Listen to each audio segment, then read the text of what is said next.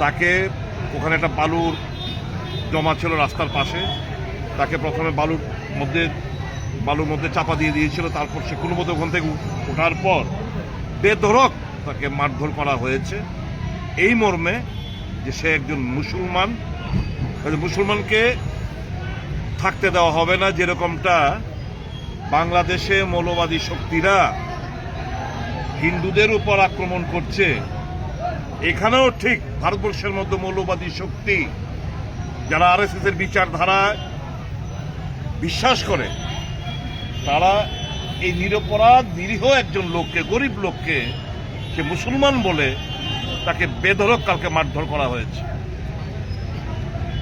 তার সারাদিনের রোজগার, পরিশ্রমের রোজগার 1200 টাকা তার পকেটে, সেই টাকাগুলো পর্যন্ত লুট করে নিয়ে গেছে। খেতে পারছে না, কালকে থেকে দাঁতগুলো সব নড়ে গেছে। এখন সিটি স্ক্যান করে এখনই হাসপাতাল থেকে এসছে। আর ও ডাক্তারের জন্য অপেক্ষা করছিল, সিটি স্ক্যান রিপোর্টও পাইনি।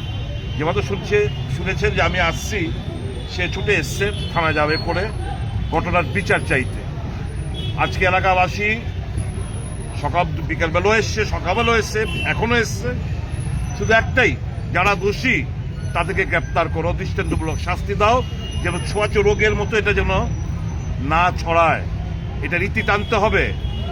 এই ভারতবর্ষে এরকমভাবে আমরা এই ভারতবর্ষকে চিনি না, যেখানে ভাষার নামে, ধর্মের নামে, জাতপাতের নামে, কোন অঞ্চলের নামে লোকদের মারবে, খুন হবে।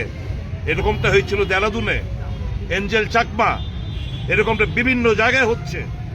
তো ওই মৌলবাদী শক্তি যারা বাংলাদেশে করছে, এদের মধ্যে আমাদের আগরতলা কিংবা ভারতবর্ষের মধ্যে এই যারাই ঘটনাগুলো করছে, এদের মধ্যে পার্থক্যটা কোথায়? ভারতবর্ষে এরকম ভাবে চলতে দেওয়া যায় না। এতদিন ছিল না এরকম, কিন্তু গত 11-12 বছর ধরে একটা অন্যরকম ভারতবর্ষ আমরা দেখতে পাচ্ছি। এর বিরুদ্ধে সমস্ত জনগণকে এগিয়ে আসতে হবে। এরা যারা কট্টর মুসলমান বিরোধী এবং হিন্দুত্ব এজেন্ডা বলে, এরা হিন্দুত্বকে বদনাম করছে, সনাতন ধর্মকে বদনাম করছে। এরা বোঝে না যে আমাদের সেদিন করে বলেছিলাম, এমন কোনো বক্তব্য কিংবা এরকম কোনো স্টেপ নেওয়া উচিত নয়। সত্যিকারে যদি হিন্দু বিশ্বাস করে, সনাতন ধর্ম বিশ্বাস করে, যেটার প্রভাব বাংলাদেশে গিয়ে পড়বে।